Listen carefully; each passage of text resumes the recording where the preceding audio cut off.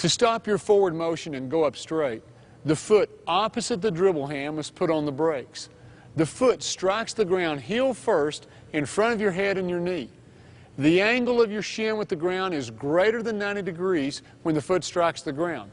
Notice the angles are the opposite of the techniques to explode from Chapter 2. Now, if you're at an angle to the goal, then point the toe of that foot toward the goal. Your heel puts on the brakes, your toe points the way to the goal.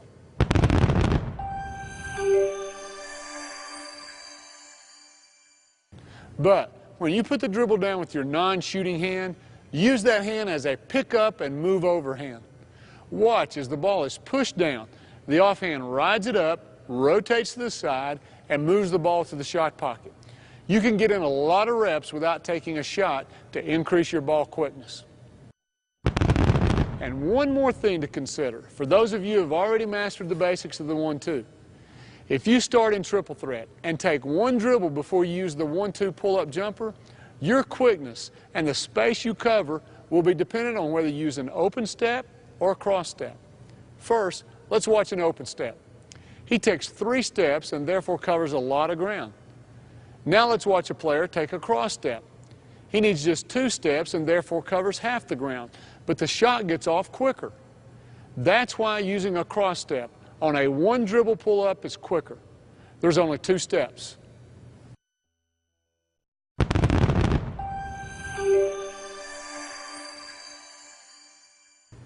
Now for the defensive read. Generally speaking, those players who seem to take the most advantage of the 1-2 are the great penetrators. Any movement toward the goal by a great penetrator forces their defender to aggressively retreat to the goal. And that's going to be your defensive read for shooting the 1-2 pull-up. During your first dribble of penetration, look for an aggressive retreat by your defender.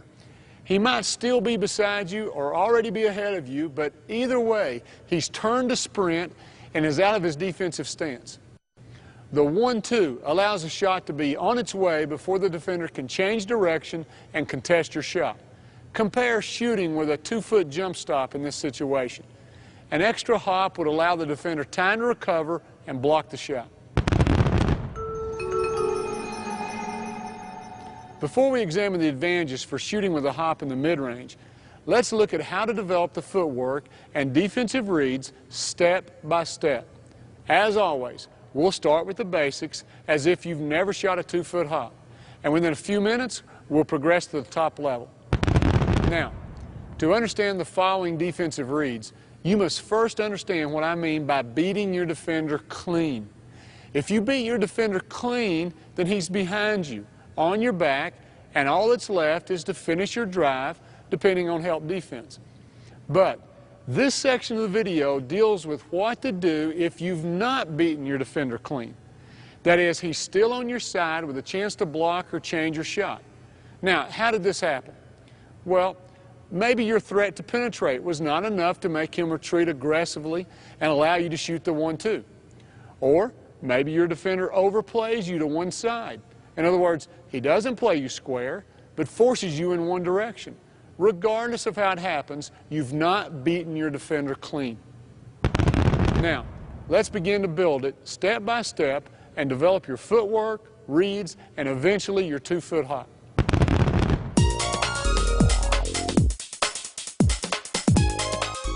Make your first step directly to the goal. Remember the straight lines of the V in Chapter 1. After the first dribble, create separation from the defender by pushing off with your inside foot. At this stage, just step to the side. Push away from your defender off the inside foot. If there's enough space, then shoot.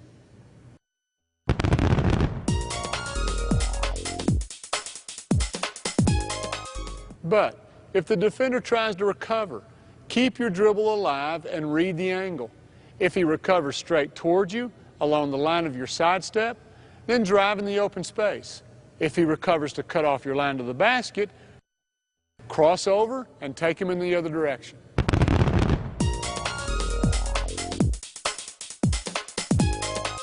To develop the hop back, start out by using a simple step back at a 45-degree angle.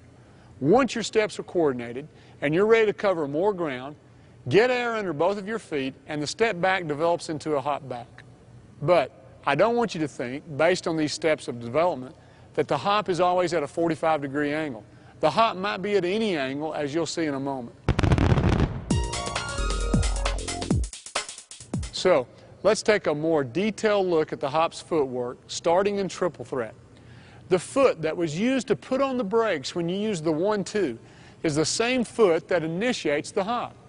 It's the inside foot, the one closest to the defender. An open step from triple threat with one dribble means 2 steps, get both feet in the air, and land on 2. A cross step from triple threat with one dribble means 1 step, get in the air, and land on 2 feet. The time you spend in the air is used to prepare your shot.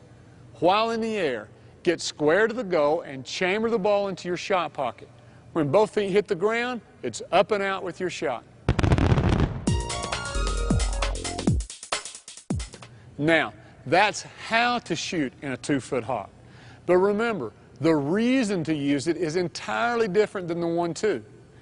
After you've penetrated into the mid-range, whether from triple threat or off the dribble, the defender hasn't turned to retreat and is still close enough to bother your shot.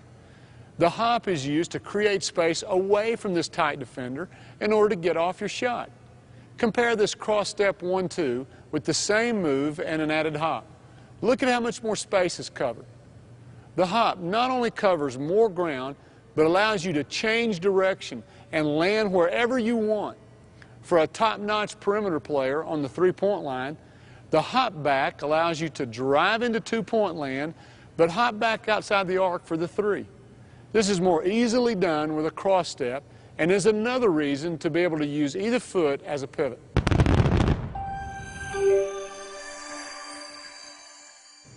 Develop these 2 weapons, each for their own purpose. The 1-2 for the quickest shot off the dribble, and the hop to create separation from defenders. But before we leave this chapter, let's return to the case where you've not beaten your defender clean. There's another tactic to consider. Instead of hopping back to create space, lean in on the defender as you drive to the goal. Several good things can happen. As long as you don't push off with your inside arm, 99% of the time the foul will be called against the defense. As you lean in, your defender may give in to your pressure instead of running the risk of a foul. If so, you've now beaten him clean and cut off his line of retreat. If he rides you all the way to the basket, then you'll have to finish with the defender on you. But that's the topic of our next chapter, finishing.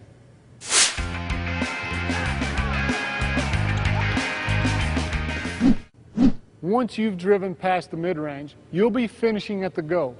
And you'll have to deal with your own defender who's still on your side or has managed to cut you off. But you'll also be reading and reacting to help defenders.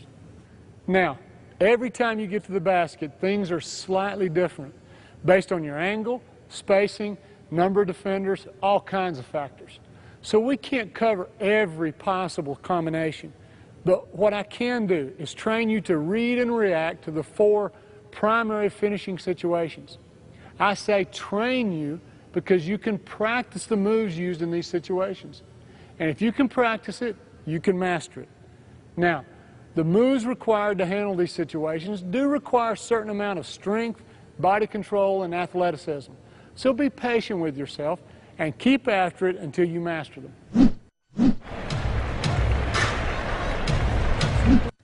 When you penetrate, the ideal result is that you beat your man clean. That is, he's behind you. Compare that to having only a half step on your defender. At the same time, you read that you can beat any help defender to the goal. This is the simplest of the 5 situations, and your main concern is to get the ball to the rim or in the white square as quickly as possible.